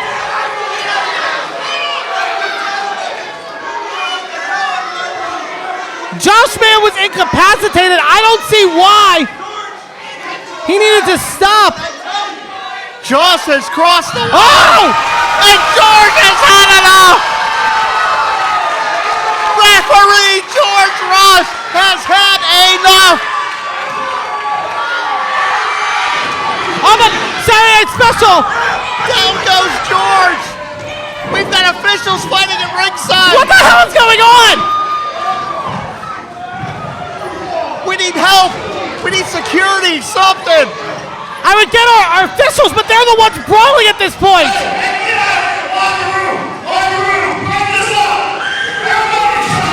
Oh my God! Ripper Blackheart, the commissioner, getting... What the hell is going on? Chaos here on the floor! Here in McMecken! And look at them trying to restrain Josh Man and George Ross here! George Ross has lost it. He has had enough. He will not be turned away from any other official.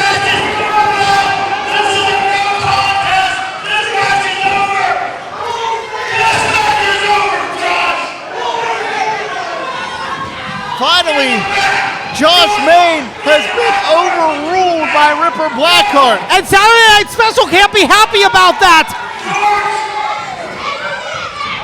Wait, look, keep an eye on DD Vice here. Going right back in on Gavin Jacobs. Absolute chaos. Chaos. It's anarchy. We've lost complete control. What the hell are we doing here? It's over. Get to the back, guys. Ripper Blackheart laying out low. Well, Gavin Jacobs is going to go to the back, but he's headed for Saturday Night Special. This is mayhem. I never thought I'd say this, but Ripper Blackheart is the voice of reason.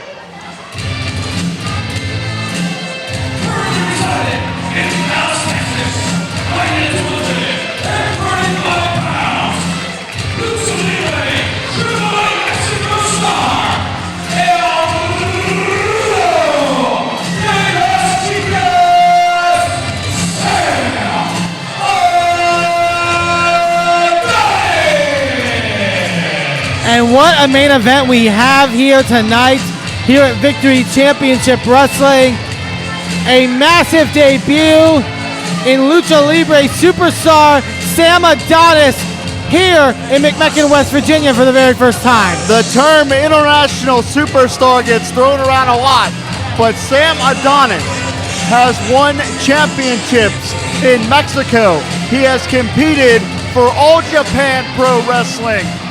And of course, now he is a staple of AAA Lucha Libre in Mexico City. Quite frankly, Sam Adonis has been around the globe, and tonight he's in VCW.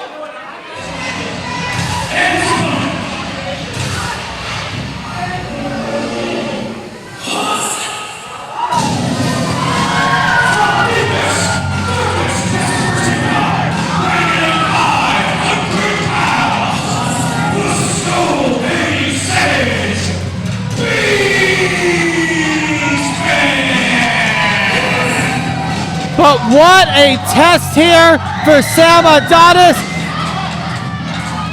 with McMecken's favorite son, the Stone Age Savage. None other than the Beastman here in Victory Championship Wrestling. even with all of his international travels, I don't know if Sam Adonis has run across anyone quite as wild as the Beastman. Sam Adonis has had an extensive rivalry with Psycho Clown in Mexico. Before that, he was the man that took the mask of the legendary Blue Panther. He has vanquished some of the best in Mexico. But this ain't Mexico. This is deepest, darkest West Virginia. And among the legends that Sam Adonis has competed against in the squared circle, he has had a rivalry with the legendary Ultimo Dragon on multiple continents. Oh, Sam! Getting the jump in here on Beastman, which I think, honestly, love it or hate it, a smart strategy when dealing with this absolute beast. Gonna send him pillar to post. Oh, and Beastman's gonna send him in himself. I think Adonis is going to be in for a hell of a surprise. As internationally and world traveled as he is, the Beastman is an equation that is difficult for anyone to solve.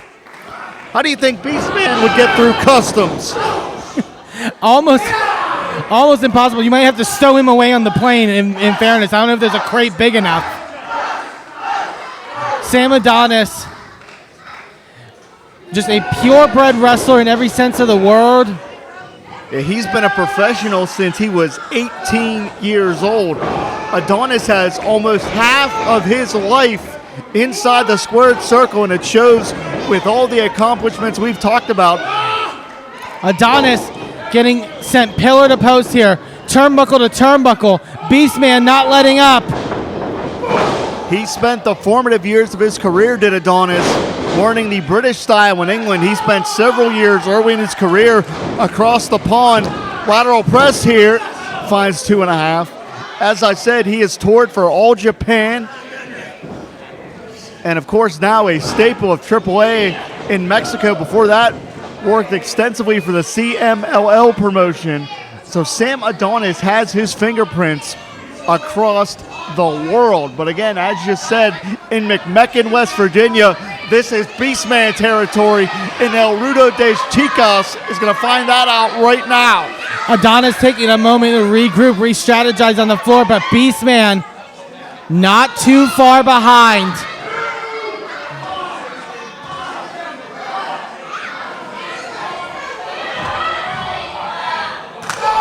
Oh! And the paw prints may be across the torso of Adonis. Adonis, tried to get in a shot, but Beastman cutting him off at the pass. And when you're on the floor here in McMecken, that is almost Beastman's playpen, so to speak. Oh, bouncing him head first off the ring like a basketball. Look out. Ooh, clocking Adonis, sending him over into the guardrail. Eamon, if they come over here, I'm running. Absolutely not. We ain't telling this up. Wait, Beastman with a hold of George Ross. That's a way to stop the count. Oh, okay. Out. All right now. Adonis with a chair. Oh my God. He just brained the Beastman with that chair. Look out.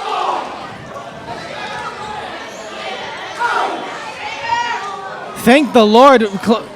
Going a little bit further towards our merchandising area than over towards us. Watch out, Sword. Head first goes Adonis into the bleachers, and now with a cable. That's an extension cord. Trying to choke here on Adonis. The Beastman's going to use anything that's not nailed down. Choking the life out of Sam Adonis here on the floor. This is what you have to expect anytime you are toe-to-toe with the Beastman. This building may not be able to contain this fight. Big headbutt. I told you. And now looking to whip Beastman across the ring. And colliding headfirst into the ring post. Beastman out on the floor. Not an easy common sight, and Sam Adonis is going to pounce on it. Adonis. You know, with Adonis being a AAA Lucha Libre star, you would think a lot of technical, savvy maneuvers, but this has turned into a violent spectacle here in our main event. As Beastman right where he wants him. Adonis now going to scale up to the second. Get a little bit of a height advantage. Come down crashing onto the Beastman. Beastman staggered, but still not planted. Big clothesline, that does it. Adonis so unbelievably frustrated. But well, again, if you're Adonis, he has steamrolled competition around the world, but he's run into a brick wall almost quite literally here with the Beastman. Beastman, almost like out of a horror movie, as Adonis around the throat. Decides to send him into the turnbuckle now, having Adonis trapped. Irish whip into the corner. Beastman gets sent hard into the turnbuckle. The Neanderthal was going to squash Adonis. Gonna whip him off again this time. Beastman again. This time out onto the floor. You heard the sick thud of the impact on this wooden floor. Adonis making friends quickly here in McMecken. But their favorite son is in a world of hurt right now on the floor. Adonis looking for a count out. Might be the best way to get a victory here against someone like the Beastman.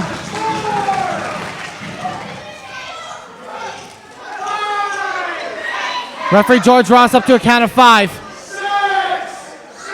Beastman, I don't think has even gotten footing yet.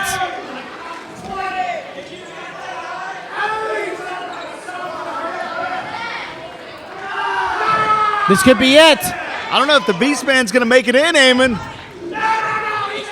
Clearing the plane of the ring just in time. Beastman still in this fight. And Adonis would have taken the count-out win.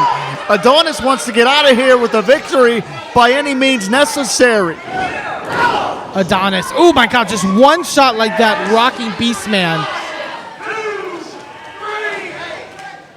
Those punches are lethal from Adonis.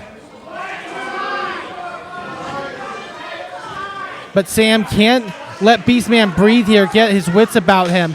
He needs to stay on top of Beastman in this matchup. He has done a great job, better than anyone would have expected, of staying in control in this matchup. Another blow. And now Adonis again, second turnbuckle. What could he have in mind? Again, double axe handle. Beastman down to a knee.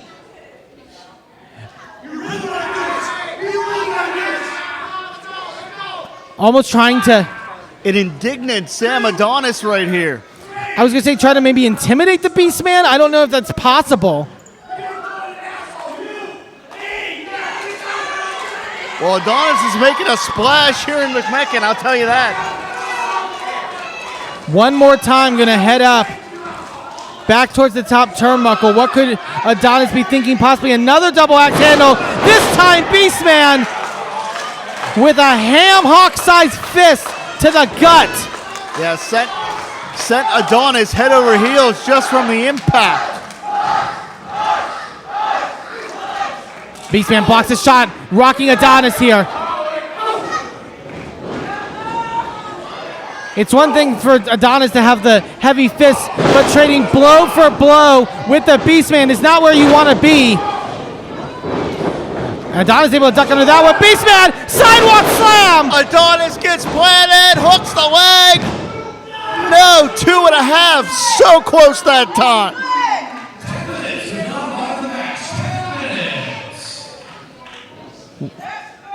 Beastman gotta get his wits about him. He has to get some energy underneath him.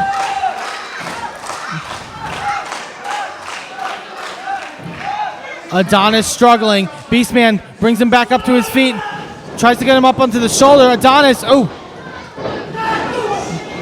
very keen eye there by George Ross, able to move out of the way. That also would have been a bad collision. Adonis, big clothesline, take down Beastman. This could be it, cover. No, the fight continues here on 5 Day Friday. Adonis, what more can he do? What more can he dish out here against Beastman? He's been so right on so many occasions in this matchup.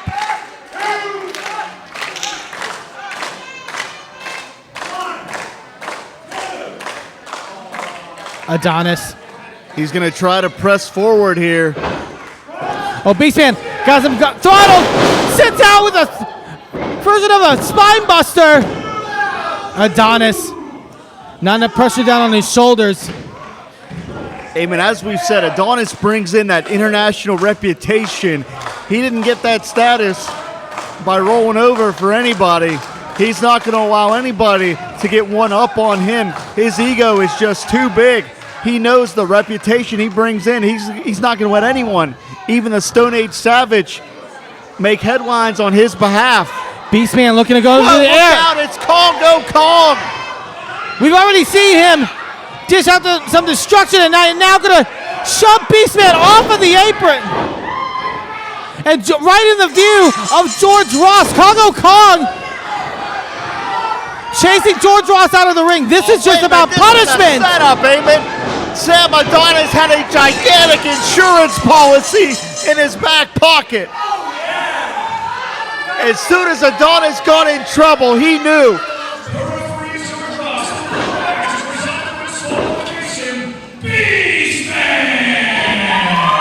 Beastman will win the fight, but he's not winning the war here with Kongo Kong and Sam Adonis. He had the insurance policy via Kongo Kong.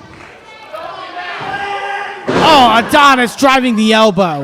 And who the hell is going to stop Adonis and Kongo Kong? No way.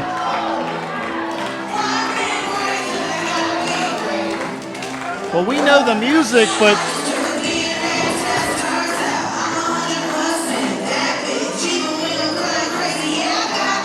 could we be seeing a beast of a different kind? Yes, it is! Super Oprah! Super Oprah is in the building! And men within a 25-mile radius, beware!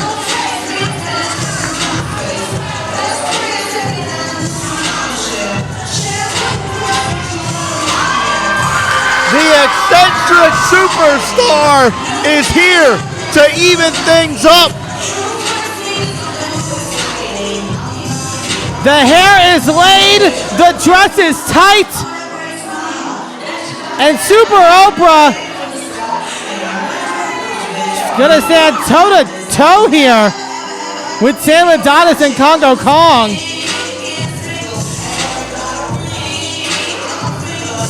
The whip walk of doom on Adonis! Has he ever done with something like that in Mexico? I don't think so.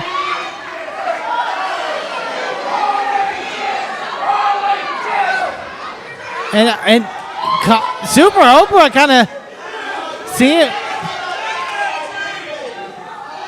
something she likes in Kongo Kong. Well, not exactly Fay Ray, but Does Kongo like it as well?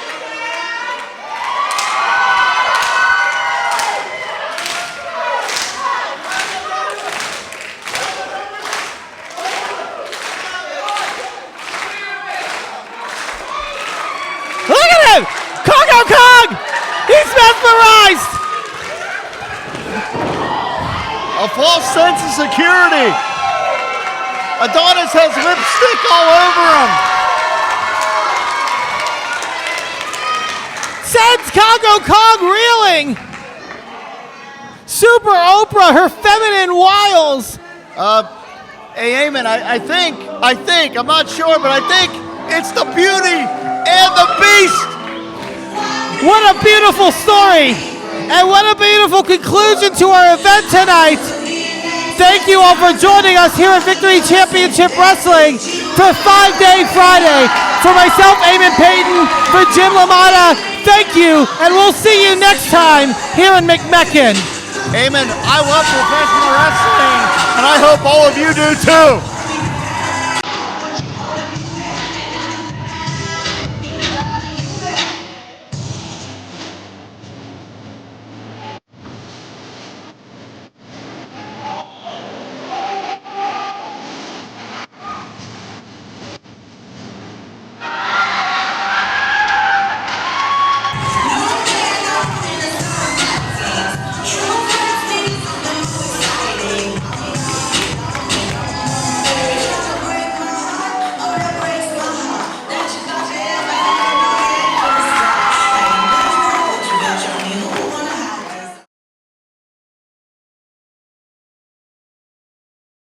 Sidekick Media Services. We are your sidekick in business for social media, video production, and more. Find out more at sidekickmediaservices.com. Well, hello, friends. I'm your pal in the mainstream media. And I'm the Riz. And you know, Riz, it takes years of strenuous, dedicated training before you're worthy to step inside a professional wrestling ring. But it takes even more time to develop complex, highly astute opinions about professional wrestling. Am I right? That is correct. And you know where we can find that? Yes. On the Wrestling Mayhem. That's right.